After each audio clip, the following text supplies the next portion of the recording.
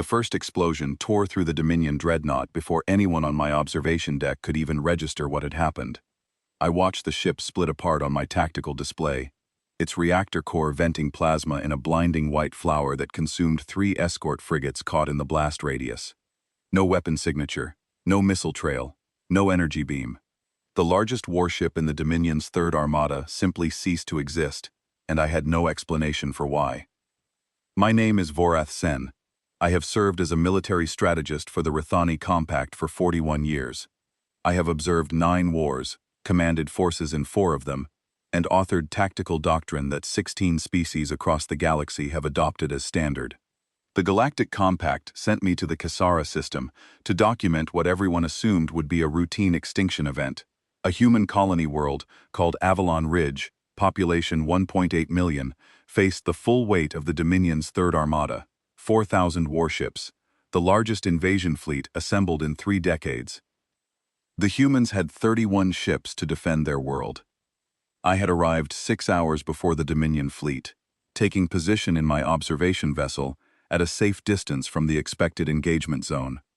I reviewed the intelligence files during the transit. The colony was unremarkable. Farmers, miners, families. They had settled Avalon Ridge barely 2 generations ago, carving out a life on a temperate world with rich mineral deposits and fertile soil.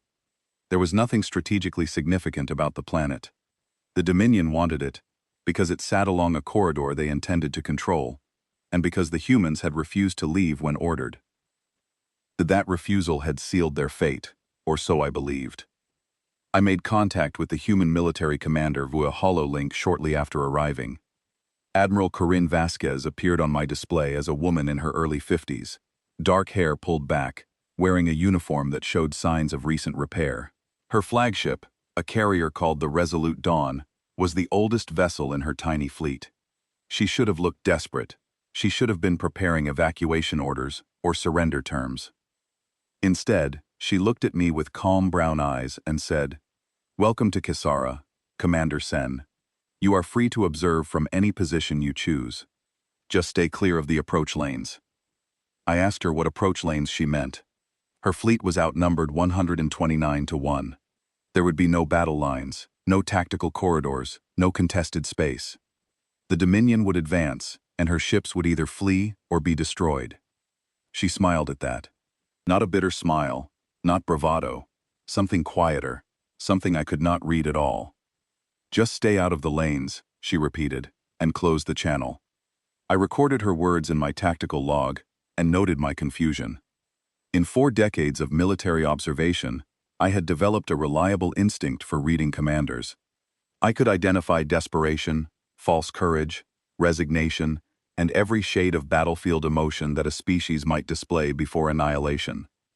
Vasquez displayed none of them. She was calm in a way that suggested she knew something I did not, which was impossible.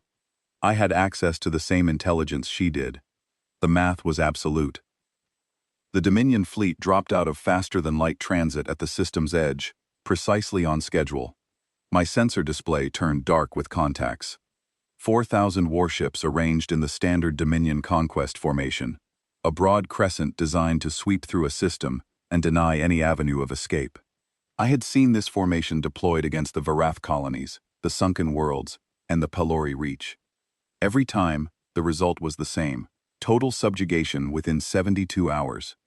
I opened my log and began dictating my observations. Ship classes, formation spacing, command hierarchy based on energy emissions. The Third Armada was commanded by Warlord Reth Tyan, a veteran of 11 successful conquests who had never suffered a significant defeat. His flagship, the Throat of Silence, sat at the formation's center, surrounded by a screen of heavy cruisers. Everything about the approach was textbook, professional, inevitable. Then I looked for the human fleet and found nothing. My sensors swept the system. Avalon Ridge hung in space ahead, blue and green and white, orbited by 2 small moons and a ring of mining platforms. The space around the planet was empty. The 31 human ships that had been holding position near the orbital stations had vanished. Every single one. No warp signatures indicating they had fled the system. No debris suggesting they had been destroyed. They had simply powered down and disappeared. I ran the scan 3 more times. My equipment was military grade, capable of detecting a shuttle's heat signature at 12 light minutes. It found nothing.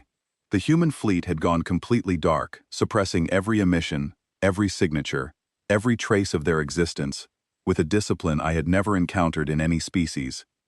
I dictated a note into my log. The humans have chosen to hide.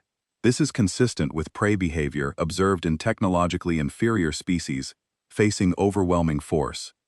It will not save them. The Dominion's sensor capabilities will locate their vessels within hours. Recommend noting human stealth technology for future analysis, though its tactical relevance in this engagement is negligible. I was wrong about the timing. It took the Dominion 6 hours to begin their advance, during which their own sensor sweeps failed to locate the human ships. I noticed a subtle change in the formation during Hour 4. The outer escorts shifted closer together. The screening elements tightened their patrol patterns. Warlord Tyan was uncomfortable. He could not find his enemy. And for a commander accustomed to overwhelming superiority, that uncertainty was unfamiliar. Then the dreadnought exploded. I replayed my sensor logs 17 times in the minutes that followed, trying to understand what had killed a ship that massed more than a small moon. There was no weapon discharge, no projectile. The reactor containment failed catastrophically, as if it had been sabotaged from inside. But no boarding craft had approached, no shuttles, no infiltration pods. The ship had been in formation, surrounded by escorts, with full defensive screens active. Before I could formulate a theory, a second dreadnought detonated, then a heavy cruiser, then 3 destroyers in rapid sequence along the formation's trailing edge. Each one suffered the same failure pattern: reactor breach, no external weapon signature, internal destruction on a massive scale. The Dominion formation broke, not in retreat, but in confusion. Ships scattered from their assigned positions, captains acting on individual survival instinct rather than coordinated doctrine. Tyan's flagship broadcast emergency orders demanding formation discipline, but the panic was spreading faster than his commands could contain it. And that was when the humans struck. They came from 17 different directions simultaneously, from inside the asteroid belt that ringed the system's outer reaches, from behind the 2 moons of Avalon Ridge, from below the orbital plane, where no tactician would think to position warships because there was nothing to anchor against. They burst from hiding with their weapons already firing, each ship targeting a different section of the scattered Dominion fleet. 31 ships against 4,000, and the humans drew first blood with a savagery that froze me in my seat. I watched a human frigate, a vessel a fraction the size of a Dominion cruiser, drive straight into a gap in the formation and rake 4 ships with close-range weapons fire before the Dominion gunners could even acquire a target lock. The frigate took hits that should have destroyed it. Energy beams scored its hull, tore away armor plating, vented atmosphere from a dozen breaches. The ship kept firing. It kept moving.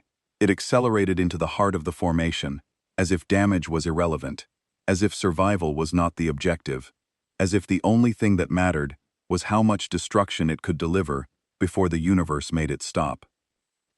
I forgot to dictate my observations.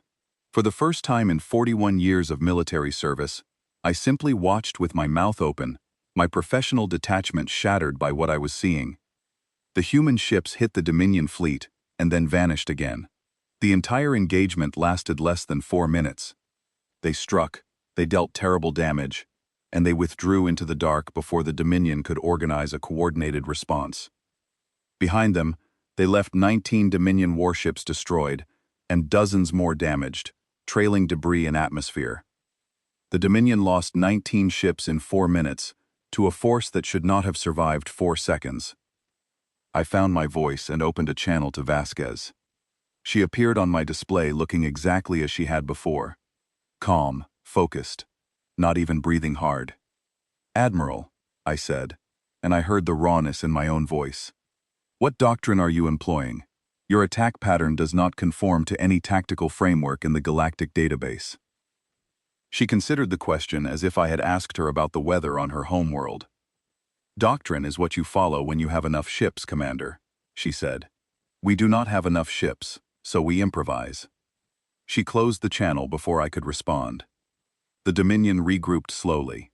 Taiyan imposed order through raw authority, threatening to destroy any ship that broke formation without orders. The Armada reformed into a tighter configuration, sacrificing sweep coverage for mutual protection. They began advancing toward Avalon Ridge at reduced speed, their sensor arrays running at maximum power, searching for the humans who had hurt them so badly and disappeared like ghosts. They found mines instead. The approach corridor to Avalon Ridge had been seeded with autonomous weapons platforms, sensor-spoofing drones, and proximity mines, so cleverly disguised that the Dominion's detection systems identified them only after they activated. The first wave of mines destroyed a destroyer and damaged 2 cruisers.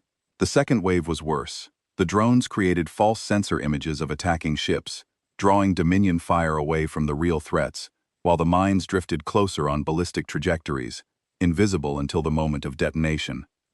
It took the Dominion 9 hours to clear a corridor through the minefield. They lost over 300 ships in the process. 300 ships destroyed by weapons that had been placed in their path days or perhaps weeks before the invasion fleet arrived. The humans had known the Dominion was coming. They had prepared, and everything I had witnessed so far, the stealth, the ambush, the mines, was not a desperate defense.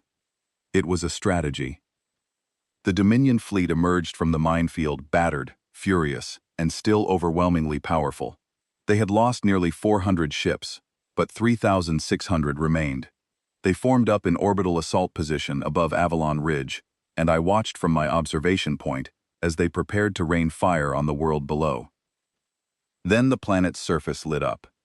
Planetary defense batteries that I had not detected in any scan opened fire from dozens of concealed positions across the colony's inhabited continent. Heavy particle beams, mass drivers, missile clusters, all of it targeting the Dominion ships as they settled into bombardment formation. The fire was accurate, concentrated, and relentless. Vasquez's voice crackled across an open broadcast channel, transmitted on every frequency so that every ship in the system could hear her. "You are in range now," she said, and I could hear something fierce in her voice, something that was neither fear nor anger, but lived somewhere between the two. "Thank you for that." I sat in my observation chair, staring at my displays, and for the first time in my career, I did not know what I was witnessing. This was not how inferior forces behaved. This was not how outmatched civilizations fought. Everything in my experience told me that the humans should have surrendered, fled, or died quietly.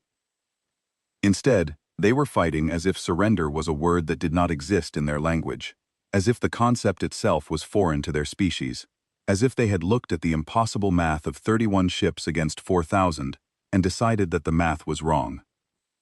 I opened my log and erased my earlier entry about prey behavior. Then I stared at the blank recording field for a long time, because I did not know what to write in its place. The ground shook beneath my feet as another orbital strike hammered the ridge 3 kilometers to the east, sending a column of dirt and smoke boiling into a sky already choked with the gray haze of sustained bombardment. I pressed myself against the wall of a collapsed building and checked the atmospheric readings on the portable scanner the humans had given me. Breathable, but barely. The air tasted of burned metal and something chemical that stung the back of my throat.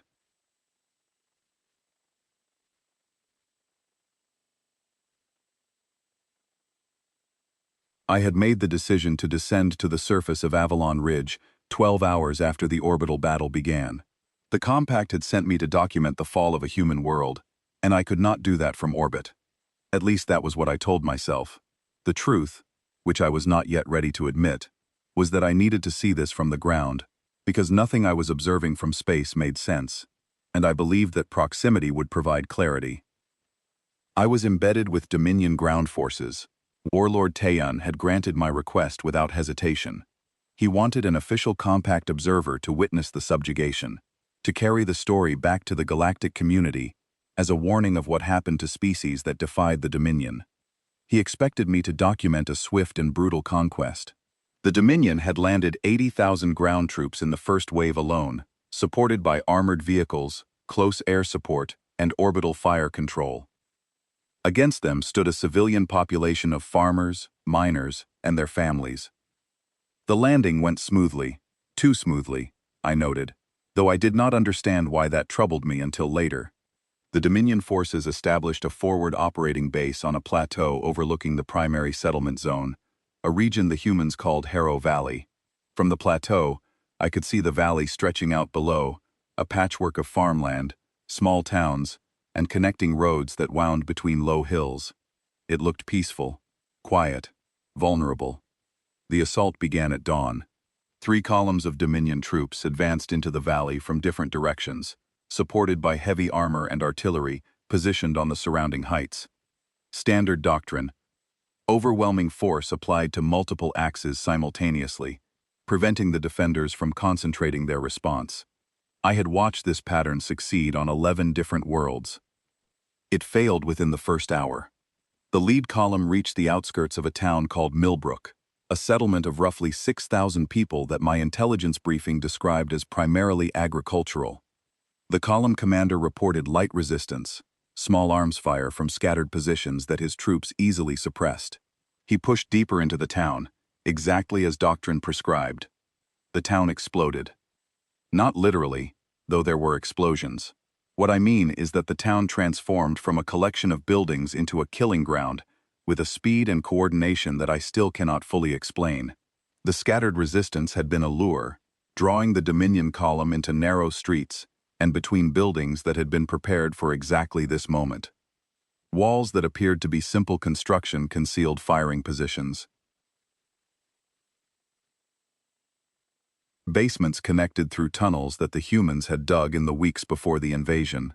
The agricultural equipment that lined the roads, tractors, harvesters, drilling rigs, had been converted into weapons platforms, armored with mining plating, and fitted with whatever the colonists could adapt to fire projectiles at lethal velocity.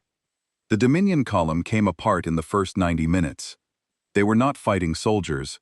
They were fighting a population. Every adult in Millbrook was armed. They fought from rooftops, from basements, from drainage channels and maintenance tunnels. They used the town's infrastructure with an intimacy that no invading force could match, because they had built it. They knew every corner and shadow and angle, and they had spent weeks turning all of that knowledge into tactical advantage. I watched from the plateau through a magnification scope as a woman, she could not have been older than 30, fired a mining laser from the second floor of what looked like a school building. The laser cut through the armor of a Dominion combat vehicle, as if the plating were paper. The vehicle's power cell detonated, killing its crew and destroying a supply truck beside it. The woman repositioned to a different window and fired again. 3 shots, 3 vehicles. Then she descended from the building and disappeared into a tunnel entrance concealed beneath a pile of rubble. The second column hit a town called Dryden Fork, population 4,000, and encountered the same prepared defense. The third column, advancing through open farmland toward a mining complex, walked into a minefield so dense that the first 60 meters of advance cost them 200 soldiers and 9 armored vehicles. The mines were improvised, built from mining explosives and scrap metal by people who had never been trained in military engineering, but who understood their tools and materials with the deep competence of people who used them every day. By midday, the 3-column assault had stalled completely. The Dominion had taken over 2,000 casualties. They held no ground beyond their initial landing zone, and the human defenders had barely shown their full numbers. I requested permission to move to the front. The Dominion field commander, a scarred veteran named Sub-Warlord Keth Vorin, granted it with a dismissive gesture. He did not take the human resistance seriously. It was fierce, he acknowledged, but ultimately futile. Civilians could not sustain combat against professional soldiers. They would run out of ammunition, morale, or both. He had seen it before. He had not seen this before. I accompanied a Dominion assault team into the outskirts of Millbrook as they attempted their second push. What I witnessed in the next 3 hours redefined everything I understood about warfare, about courage, and about the species I had been sent to watch die. The humans fought in teams of 10 to 15. Each team operated with independence, but maintained communication through a network of short-range devices, handheld radios, and improvised signal relays that the Dominion's jamming technology could not fully suppress because they operated on frequencies so low and simple that sophisticated electronic warfare systems were not designed to target them. The teams used a rotation system. One group would engage the Dominion forces from a prepared position, inflict casualties, and withdraw through the tunnel network, while a second group opened fire from a completely different direction. The Dominion troops were constantly reacting, constantly turning to face a new threat, never able to establish the momentum that their doctrine depended on. I saw a man who looked like a farmer, thick arms, weathered skin, wearing work clothes stained with soil and grease, operating a crew-served weapon from behind a barricade made of overturned vehicles and concrete blocks. He fired with steady precision, controlled bursts that conserved ammunition while maintaining suppressive effect. When a Dominion squad attempted to flank his position, a teenager, a boy who could not have been older than 16, appeared from a basement hatch and dropped 2 grenades into their path. The boy vanished back underground before the Dominion soldiers recovered.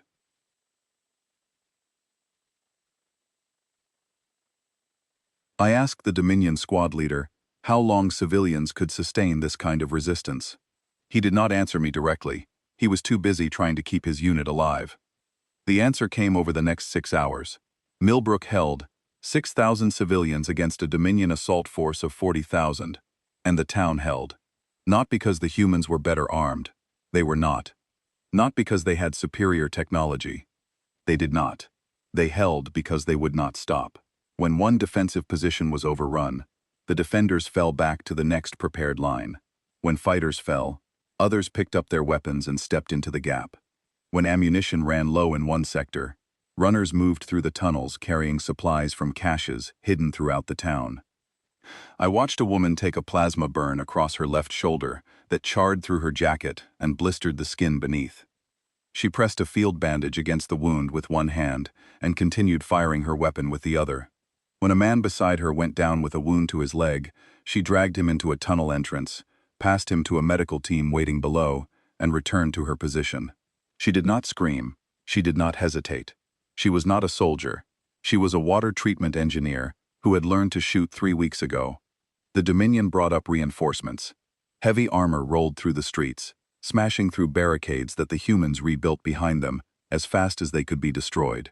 Attack aircraft strafed defensive positions with energy weapons that turned stone to glass. The assault intensified to a level of violence that I had seen break professional armies on fortified worlds. The humans of Millbrook did not break.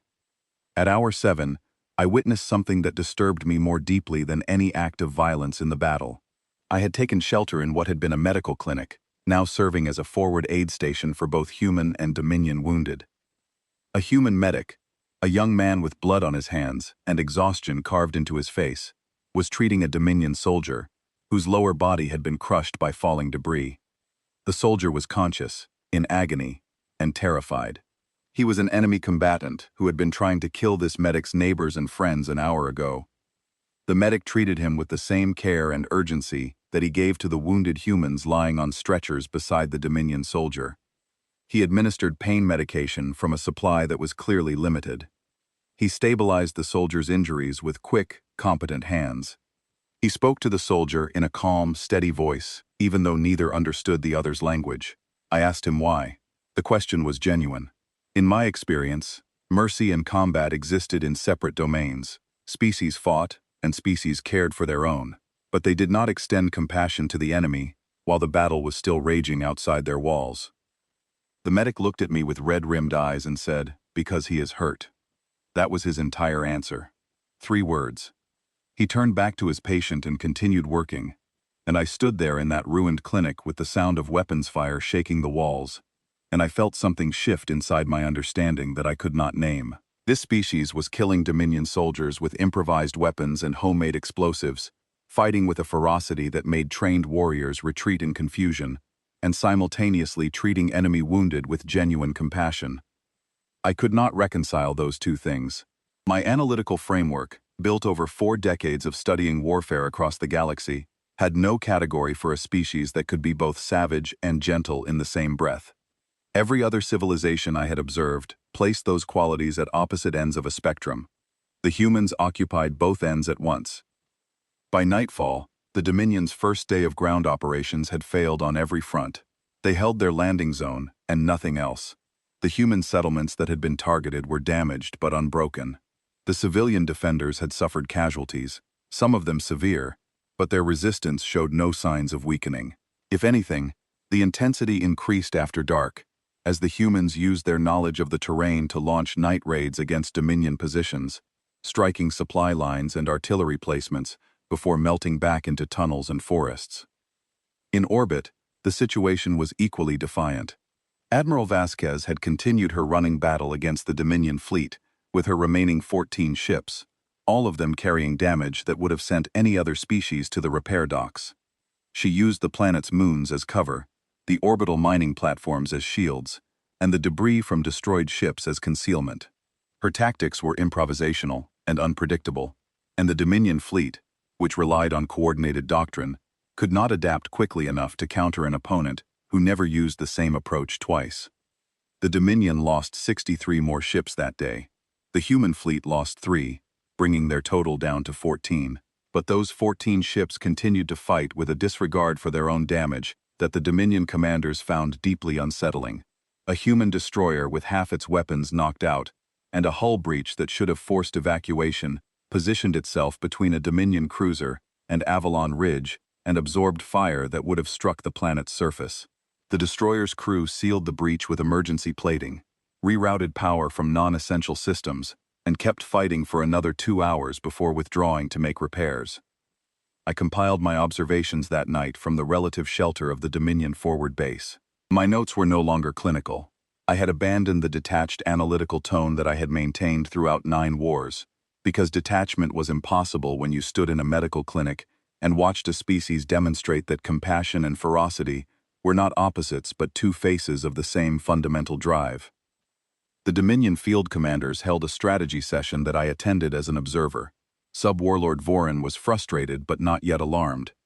He proposed a concentration of force against a single settlement, overwhelming one position to break the defenders' morale and demonstrate that resistance was futile. It was sound tactical thinking.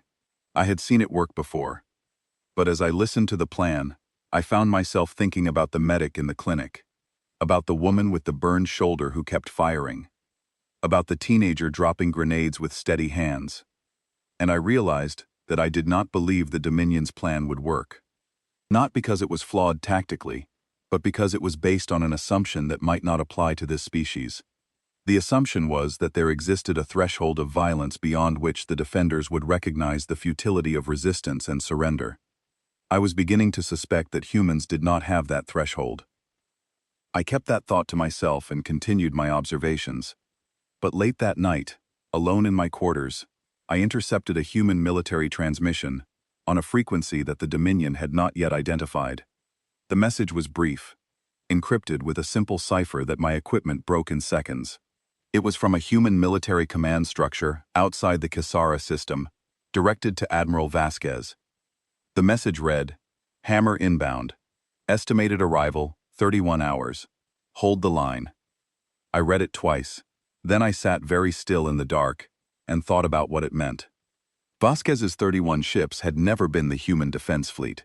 They had been the advance guard, the delay force.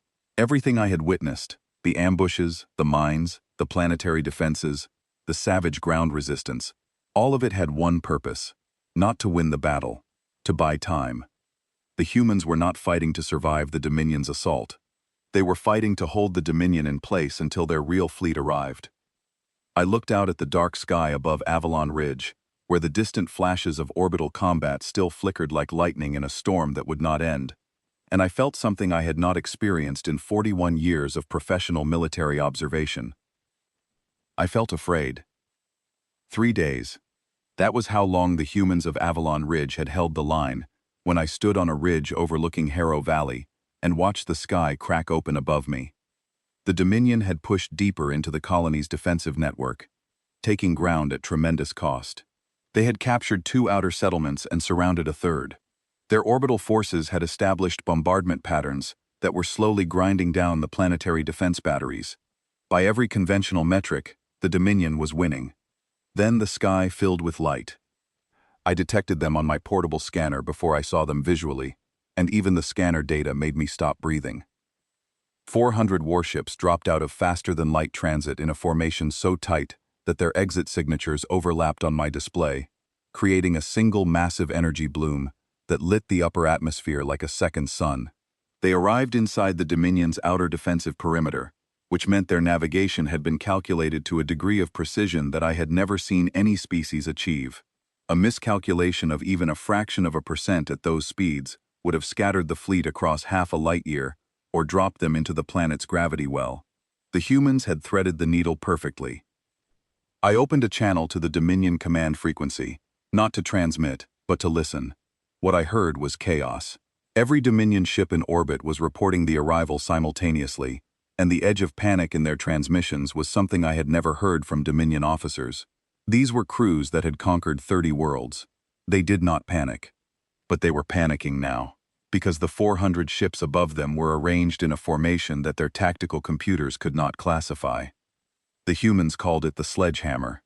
I learned the name later, during the aftermath, but watching it deploy in real time, I understood the concept before I had the word for it. The formation was not designed for defense, escort, or standard fleet engagement. It was a concentrated spearhead, every ship aligned along a single axis of attack, with the heaviest vessels at the leading edge, and the lighter ships tucked behind, in supporting echelons. It was designed for one purpose only, to hit a target with every weapon in the fleet at the same moment, focusing the combined firepower of 400 warships into a single devastating blow. Admiral Vasquez's remaining 14 ships, battered and scarred from 3 days of continuous fighting, did not retreat to safety. They did not fall back to resupply or repair. They accelerated toward the incoming fleet and folded into the formation, with a precision that suggested this maneuver had been practiced hundreds of times. The damaged ships slotted into gaps in the spearhead, as if those gaps had been left open specifically for them, which I later confirmed they had been. The entire engagement, from Vasquez's initial delay to the arrival of the main fleet, had been planned as a single continuous operation. The sledgehammer hit the Dominion fleet at the point where their formation was thinnest, a section of the orbital perimeter that had been weakened by 3 days of Vasquez's relentless raids. The humans did not slow down. They did not probe the defenses or test the Dominion's response. They came in at maximum combat speed, weapons firing before they even reached optimal range, and they struck with a violence that overwhelmed every defensive system the Dominion had. I watched the engagement from the ground, tracking it on my scanner, and through the visual spectacle unfolding in the sky above. The orbital battle became visible to the unaided eye as ships detonated in flashes bright enough to cast shadows on the valley floor. Each flash was a Dominion warship dying, and the flashes came so quickly that they blurred together into a strobe of destruction that turned the afternoon sky into a flickering nightmare. The Dominion tried to respond. Warlord Tyan ordered a defensive consolidation, pulling his ships into a tight sphere to present maximum firepower in every direction. It was the correct tactical response, the one that the galactic military manuals prescribed for exactly this situation. But the humans did not attack the sphere from outside, which is what the manuals assumed an attacker would do. They drove the sledgehammer straight through it. The spearhead punched into the Dominion formation and kept going, carving a wound through the center of the fleet that killed everything in its path.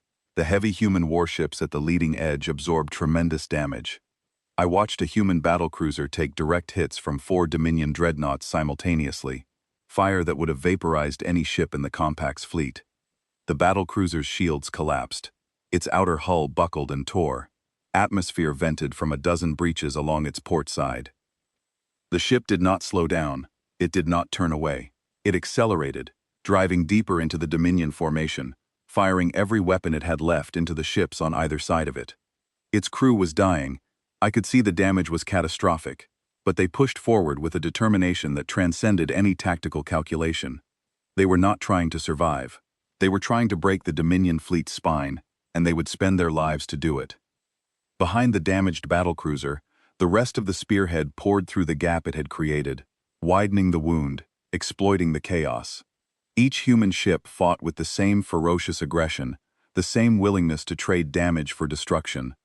They moved through the Dominion formation like a blade through flesh, and the Dominion ships, accustomed to enemies who fought defensively and valued self-preservation above all else, had no doctrine for dealing with an opponent that valued destruction of the enemy above its own survival. I heard Vasquez's voice on the open channel, cutting through the chaos with calm authority. She was coordinating the attack with a precision that contradicted the apparent recklessness of the assault. Each ship in the spearhead was executing a specific role. The heavy ships absorbed fire and created gaps. The medium ships exploited those gaps and destroyed the disoriented Dominion vessels within. The lighter ships harassed the flanks, preventing the Dominion from reforming. It looked like chaos. It was choreography. What made it work, I realized as I watched, was something I had never encountered in any other species' military doctrine. The human ships operated without centralized control. Vasquez gave broad objectives, not specific orders. Each captain, each bridge crew, made their own tactical decisions in real time, based on what they could see and what they understood their role to be. They anticipated each other's actions, not through communication, but through shared training and shared instinct. The entire fleet thought as a single distributed mind, 400 individual intelligences linked by common purpose and common understanding, moving together with a coordination that no command hierarchy could match, because it did not depend on the speed of communication, it depended on trust. I had never seen trust used as a tactical weapon before. It was devastatingly effective.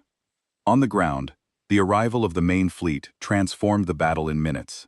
Drop pods began falling from orbit, streaking through the atmosphere in fiery trails that dotted the sky from horizon to horizon. Human Marines, fresh and fully equipped, landing directly on top of Dominion positions. Every other species in the galaxy had abandoned drop pod deployment generations ago because the casualties were too high. The pods had minimal shielding, no evasive capability, and delivered their occupants into the most dangerous possible environment, the middle of an active battlefield. The loss rates were considered unacceptable by every military doctrine I had studied. The humans used them anyway. They fell from the sky like burning rain, hundreds of pods slamming into the ground across the valley, with impacts that I felt through the soles of my boots even from 5 kilometers away. Some were destroyed on the way down by Dominion air defense fire. The Marines inside those pods died without ever reaching the ground. But the pods that made it through delivered squads of heavily armed soldiers directly inside the Dominion's defensive perimeter, behind their lines, among their supply depots and command posts and artillery positions. The Dominion ground forces, already strained by 3 days of fighting against entrenched civilians, suddenly found themselves attacked from behind by professional soldiers who fought with the same savage intensity as the civilians, but with far superior weapons and training. The combination was devastating. The entrenched colonists pressed forward from their defensive positions, and the Marines attacked from behind, creating a crushing pressure that the Dominion troops could not withstand. I was still embedded with the Dominion forces when the Marine assault hit the forward base where I had been quartering. The base was 3 kilometers behind what had been the front line, positioned on a plateau that the Dominion had considered safe from ground attack. 6 drop pods hit the plateau in less than 30 seconds. The first one landed on top of the ammunition depot and detonated, whether by design or impact I could not tell, destroying a week's worth of ordnance in a single blast that knocked me off my feet. Human Marines poured out of the remaining 5 pods and attacked with overwhelming speed and violence. They moved in tight pairs, covering each other with a fluidity that spoke of years of training together. Their weapons were heavier than what the colonists carried, purpose-built military hardware that punched through Dominion armor as if it were decorative. They cleared the base in 11 minutes. I timed it, not because I maintained professional detachment, but because my mind had retreated into measurement as a defense against the sheer sensory overload of what was happening around me. When the shooting stopped, I found myself standing in the ruins of the base with my hands raised, identified by my compact observer insignia. A human Marine, a tall woman with short red hair and a scar across her jaw, approached me with her weapon lowered but ready. She checked my identification, confirmed my status as a non-combatant, and assigned a soldier to escort me to a secure area. She did this with brisk efficiency, no hostility, no aggression, treating me with the professional courtesy that military protocol demanded, even though I had been embedded with the enemy forces. I asked her what was happening in orbit. She told me that the Dominion fleet was breaking apart. She said it simply, without triumph or excitement, the way a professional reports a fact. In the hours that followed, I watched the human advance sweep through the Dominion's positions across Harrow Valley. It was not the disorganized mob assault that I had expected from a force that combined professional soldiers with armed civilians. The Marines and the colonists worked together, with a coordination that suggested they had been in communication throughout the siege, planning for exactly this moment. The Marines provided heavy firepower and tactical expertise. The colonists provided intimate knowledge of the terrain, the tunnel networks, the hidden supply caches, and the weaknesses in the Dominion positions that 3 days of fighting had revealed. The humans offered surrender terms to every Dominion unit they surrounded. I heard the broadcasts myself, transmitted in clear language with translation provided. The terms were simple: lay down your weapons, and you will be treated according to the laws of war. You will receive medical attention, food, water, and shelter. You will not be harmed. Some Dominion units surrendered. Those that did were disarmed and escorted to collection points where human medics examined them for injuries and provided treatment. The prisoners were handled firmly, but without cruelty. I watched a human Marine give his own water canteen to a Dominion soldier who had been fighting in the heat for 3 days, without adequate hydration. The Marine did not do this for show. He did it because the soldier was thirsty, and the fighting was over in that sector, and the Marine saw a person in need and responded. The Dominion units that refused to surrender were destroyed. There was no middle ground. The humans offered mercy once, clearly and sincerely, and if it was refused, they applied maximum force without hesitation or restraint. I watched a Dominion company that had fortified a hilltop position reject the surrender demand and open fire on the approaching human forces. The Marines called in orbital fire support. A single strike from a ship in orbit turned the hilltop into a crater. The company ceased to exist in less than a second. Mercy and total destruction, offered with equal sincerity, separated by nothing more than a choice. I had never encountered that duality in any species. Most civilizations were either merciful or ruthless. The humans were both, and the transition between the two was instantaneous and complete. By nightfall, the Dominion ground forces in Harrow Valley had collapsed. Thousands of soldiers surrendered. Thousands more were killed in the fighting. The rest retreated toward the landing zone, pursued by human forces that did not let up even as darkness fell. The humans fought through the night with the same intensity they had shown during the day. They did not rest. They did not slow down. They had been fighting for 3 days, some of them for longer, and they showed no signs of flagging. In orbit, the picture was catastrophic for the Dominion. The sledgehammer formation had shattered the Third Armada's defensive sphere, and the human fleet was systematically destroying the fragments. Warlord Tyan's flagship, the Throat of Silence, had taken heavy damage and was limping toward the system's edge, trailing fire and debris. The fleet that had entered the Kisara system with 4,000 warships now numbered fewer than 2,000 combat-effective vessels, and that number was falling by the hour. I stood on the plateau where the Dominion forward base had been, now occupied by human Marines who were setting up a field hospital in the same location where the ammunition depot had stood hours earlier. Below me, Harrow Valley was lit by scattered fires, the distant sounds of combat still echoing from the valley's far end, where the last Dominion holdouts were being surrounded. A Marine brought me a ration packet and a cup of something hot that tasted like bitter herbs. I accepted both and sat on a piece of broken concrete, watching the fires in the valley, listening to the sounds of a battle that was turning from a desperate defense into a rout. My tactical log was full. My analytical frameworks were broken, and somewhere deep inside my professional certainty, in the place where 41 years of military doctrine had built a fortress of understanding that I believed was unshakable, something had cracked open. I did not yet know what would fill that space, but I knew, sitting on that broken concrete with the taste of human herbs on my tongue and the sound of a species refusing to lose echoing through the night around me, that I would never think about war the same way again. The Dominion fleet commander ordered a full retreat at dawn. I heard the transmission on my scanner, picked up from a military frequency that the humans were certainly monitoring as well.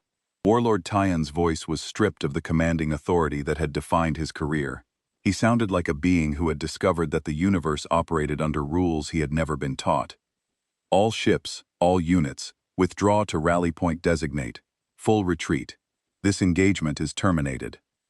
Those were the exact words. I recorded them because I knew that no one in the Galactic Compact would believe me without proof. The Third Armada of the Dominion of Ureth, the most feared military force in the known galaxy, was fleeing from a species that most of the galactic community considered too young, too aggressive, and too primitive to be a serious concern. An armada that had conquered 30 worlds, that had never suffered a significant defeat, was running from an enemy that had started this battle outnumbered 129 to 1. The retreat was not orderly. Dominion ships broke from their positions and accelerated toward the system's edge at maximum speed, each one racing to reach faster-than-light transit distance before the human fleet could cut them off. Some made it, many did not. The human ships pursued with the same relentless aggression they had shown throughout the battle, picking off stragglers and damaged vessels that could not keep up with the fleeing formation. Vasquez did not allow the pursuit to become reckless. She maintained discipline, keeping her ships in coordinated groups that could support each other. But she also did not let the Dominion leave without paying a final price. On the ground, the Dominion's retreat was more chaotic. Thousands of soldiers who had not received the withdrawal order continued fighting in isolated pockets, unaware that their fleet was abandoning them. Others tried to reach the landing zones where transport ships were supposed to extract them, only to find those zones under human control. The Marines and the colonists had cut off every escape route during the night. I witnessed the surrender of over 12,000 Dominion ground troops in a single morning. They came out of their positions in groups, some carrying white flags improvised from whatever material they could find, others simply walking forward with their hands raised and their weapons left behind. The humans processed each group with methodical efficiency. Weapons were collected. Wounded were separated for immediate medical treatment. The rest were moved to secured areas where water and food were distributed. I walked through the processing area at the main collection point and watched the humans work. They were exhausted. 3 days of continuous combat had left marks on every face I saw, dark circles under eyes that had not closed for sleep, hands that trembled with fatigue, movements that were slower than they should have been, weighted down by physical depletion. But they kept working. They processed prisoners with care and attention, even when their own bodies were begging to stop. A human sergeant, a broad-shouldered man, named Peter Garrick, with a bandage wrapped around his left forearm, where a piece of shrapnel had cut him during the night fighting, supervised the distribution of medical supplies to a group of Dominion prisoners. One of the prisoners, a junior officer, looked at Garrick with an expression I recognized from my years of observing defeated armies. It was the look of someone trying to understand how they had lost to an enemy they had been trained to consider inferior. The officer asked Garrick, through a translation device, how the humans had known the armada was coming. Garrick shrugged and said they had not known for certain. They had suspected, based on Dominion fleet movements, that their intelligence network had tracked, and they had prepared for the worst. When I asked Garrick how long they had been preparing, he told me the defensive planning for Avalon Ridge had begun the day the colony was founded. Every settlement has a defense plan, he said, adjusting the bandage on his arm with a wince. Every town has tunnel routes, supply caches, rally points. We build them the same time we build the houses and the schools. It is just something we do. I asked him if all human colonies were prepared like this. He looked at me as if the question confused him. Why would they not be? He said. I spent the next 2 days on Avalon Ridge as the humans began the process of rebuilding. This was perhaps the most remarkable thing I witnessed during my entire time in the Cassara system, and it had nothing to do with combat. The battle had barely ended. The fires were still smoldering in some sectors. Debris from the orbital engagement was still falling through the atmosphere in bright streaks that lit the night sky, and the humans were already rebuilding. I watched a farmer walk out to a field that had been cratered by orbital bombardment, a field where nothing could grow for years without remediation, and begin clearing debris. He did not wait for instructions. He did not wait for government aid or military authorization. He walked out to his ruined field with a shovel and started working. Because it was his field, and it needed to be cleared, and no one was going to do it for him. His neighbor joined him within the hour, then another. By the end of the day, 30 people were working in that field, pulling wreckage out of the soil, testing the ground for contamination, planning the remediation that would make it fertile again. They worked with the same quiet intensity that I had seen in the fighters during the battle. No complaints, no despair. Just a steady, relentless refusal to accept that what had been broken could not be fixed. In the towns, the repair work was already organized into shifts. People who had been fighting with weapons 2 days ago were now fighting with construction tools, clearing rubble from streets, shoring up damaged buildings, reconnecting power and water systems that the bombardment had disrupted. The tunnel networks that had served as defensive positions were being converted back to their peacetime function as utility corridors and emergency shelters. Schools were reopening in temporary structures, while the original buildings were repaired. I visited the field hospital where human and Dominion wounded were being treated side by side. The medical staff had been working without rest since the first day of the battle. They were operating on reserves of willpower that I would not have believed possible if I had not seen the evidence with my own eyes. A surgeon named Claire Ashworth, who had performed over 40 operations in the previous 72 hours, paused between patients to drink a cup of the same bitter herb drink that the Marines had given me, and then walked back into the operating theater to save the life of a Dominion officer whose injuries would have been considered untreatable by most galactic medical standards. I asked her why she was working so hard to save enemy soldiers when her own people needed her skills. She gave me a look that I initially interpreted as confusion before I realized it was something closer to pity. "They are all my patients," she said. "The fighting is over. Their uniforms do not matter anymore." I carried those words with me when I returned to my observation vessel to begin compiling my report. They joined the medic's words from Millbrook, "because he is hurt," in a growing collection of human statements that individually seemed simple and collectively described something I had never encountered in any species across the galaxy. A moral framework that was not conditional, compassion that did not require the recipient to earn it, mercy that existed alongside the capacity for tremendous violence, neither diminishing the other. I requested a final meeting with Admiral Vasquez before my departure. She agreed to receive me aboard the Resolute Dawn, which was undergoing repairs in orbit. The carrier's hull was scarred with weapons damage from bow to stern. Entire sections had been sealed off, their interiors exposed to vacuum. The flight deck where attack craft had launched during the battle was a maze of repair scaffolding and welding sparks. The ship looked like it should have been scrapped. Instead, it was being rebuilt by a crew that worked with the same tireless determination I had seen everywhere on Avalon Ridge. Vasquez met me in her quarters, which were small and sparsely furnished. She offered me a seat, and that same bitter herb drink, which I was developing an unexpected appreciation for.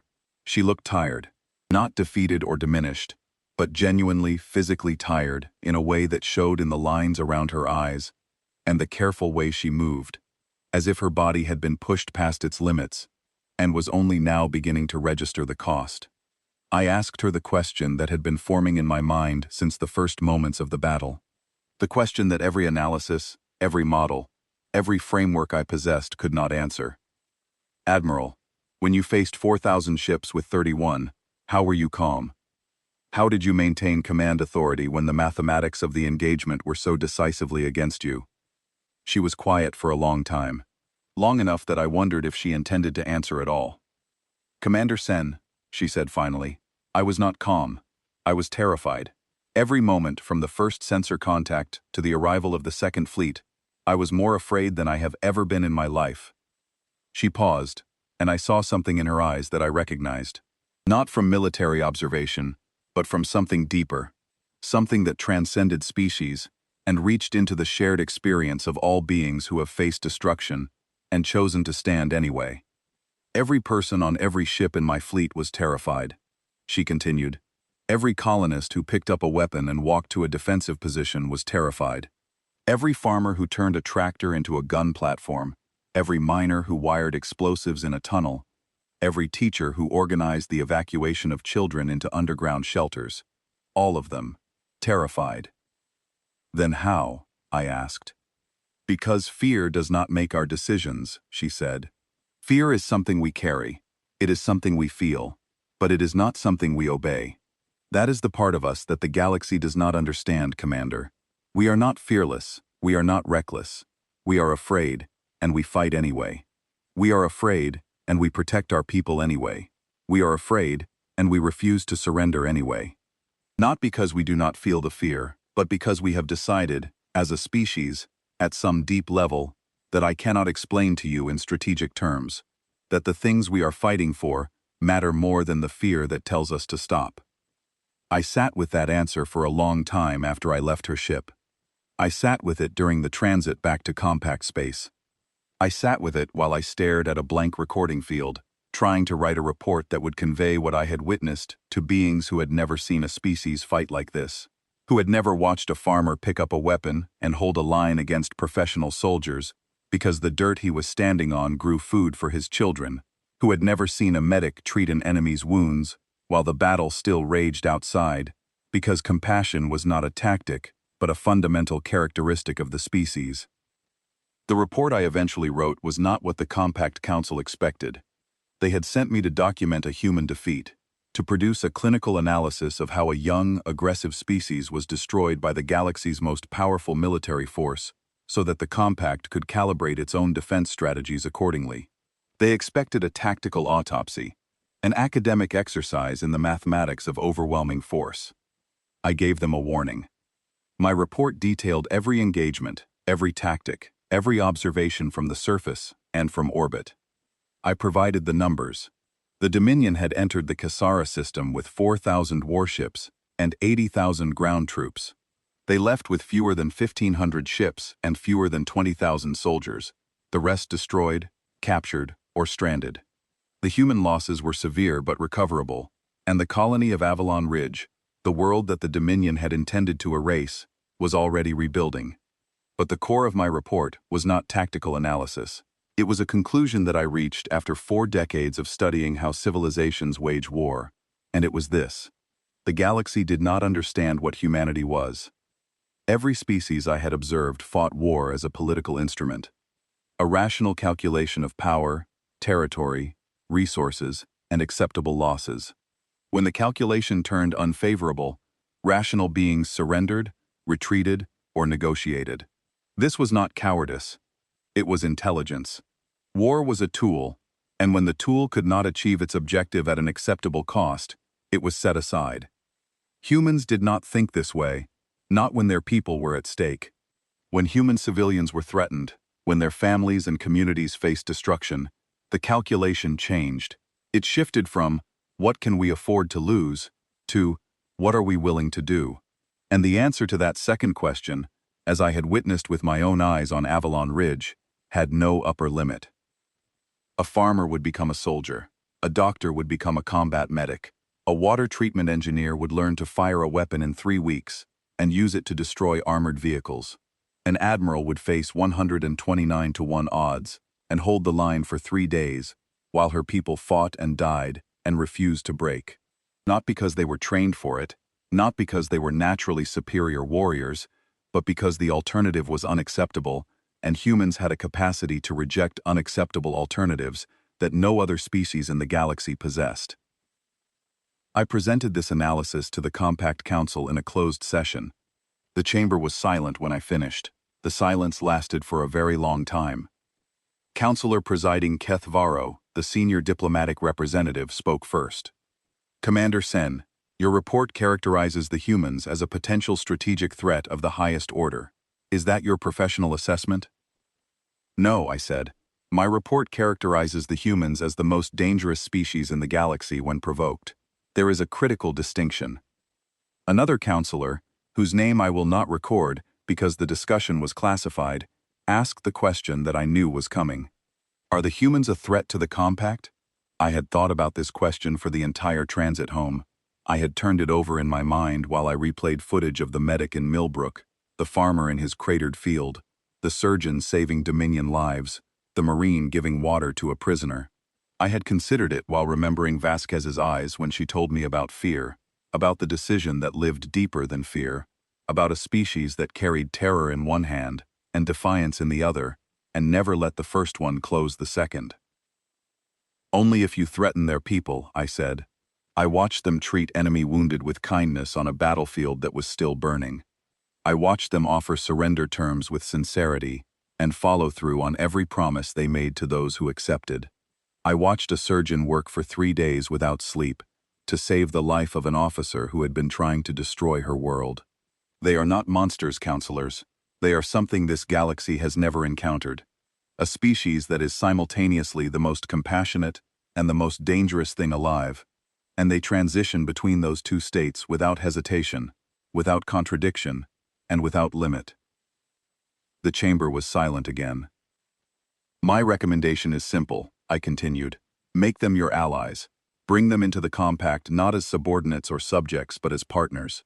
Treat them with the respect and good faith that they extend to others, and they will be the most valuable allies this body has ever known. They will protect your worlds as fiercely as they protect their own. They will treat your people with the same compassion they show their enemies. They will stand beside you against any threat, no matter the odds, no matter the cost, because that is what they do. That is who they are. I paused and looked around the chamber at the faces of beings who controlled the political fate of hundreds of worlds. But do not threaten them, I said. Do not test them. Do not assume that their kindness is weakness, or that their willingness to show mercy means they are unwilling to show force. I have seen what happens to those who threaten humanity's people. I watched a force of 4,000 warships broken by 31, because behind those 31 ships stood a species that had decided their people would not fall, and the universe bent around that decision like space bends around a star. The Dominion learned this lesson at a cost of 2,500 warships and 60,000 soldiers. I am offering you the same lesson for free. I strongly suggest you take it. The Council voted that day to open formal diplomatic relations with humanity. The motion passed unanimously, which had not happened on any issue in the Compact's history. I was told later that my testimony was the deciding factor. I do not know if that is true, but I know that every counselor who was present in that chamber had seen the same thing in my eyes that I had seen in Vasquez's.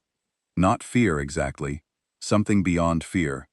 The recognition that the universe contained forces that could not be calculated, could not be modeled, could not be contained in tactical frameworks or diplomatic equations. The humans called it will, the refusal to accept an outcome that was unacceptable. The decision, made not in the mind but somewhere deeper, in the place where a species defines what it is willing to endure and what it is willing to become in order to protect what it loves. I filed my official report that evening. The last line took me 4 hours to write, not because the words were difficult, but because I wanted them to be precise. I wanted them to carry the weight of what I had witnessed, so that anyone who read them in the years and centuries to come would understand what I had learned on a burning world called Avalon Ridge, watching a species that should have fallen, refuse to fall. The final line of my report read, I thought I understood war. I was wrong. No one in this galaxy understood war, because none of us had seen what war becomes when it is waged by a species that will not lose. The humans did not teach me what war is. They taught me what it becomes when surrender is not an option, when every farmer is a soldier, when every medic is a hero, when every ship that should retreat charges forward instead, when fear is felt but never obeyed. They taught me that the most dangerous force in the universe is not a fleet, or an army, or a weapon. It is a people who have decided, together and without reservation, that they will protect what is theirs. And the galaxy should be grateful, counselors, that what humanity considers theirs includes not just their own worlds but anyone who stands beside them. Make them your friends. I have seen what happens to their enemies. You do not want that. I saved the report and closed my terminal. Then I sat alone in my quarters aboard the observation vessel, light years from the Cassara system, and poured myself a cup of that bitter herb drink that the humans had given me. I did not know its name. I had forgotten to ask. It tasted like burned leaves, and something faintly sweet beneath the bitterness. It tasted like Avalon Ridge, like the fires in the valley and the sound of a species refusing to break, like the voice of a woman who had been terrified for 3 days and had fought anyway because fear did not make her decisions. I drank it slowly, alone in the dark, and thought about the species that had brewed it. A species that could destroy a fleet and heal an enemy in the same hour. A species that carried fear and courage in the same heart. That knew what it meant to lose and chose, every single time, to fight instead. I had spent my life studying war. I had believed I understood it. The humans taught me that I had never even seen it before.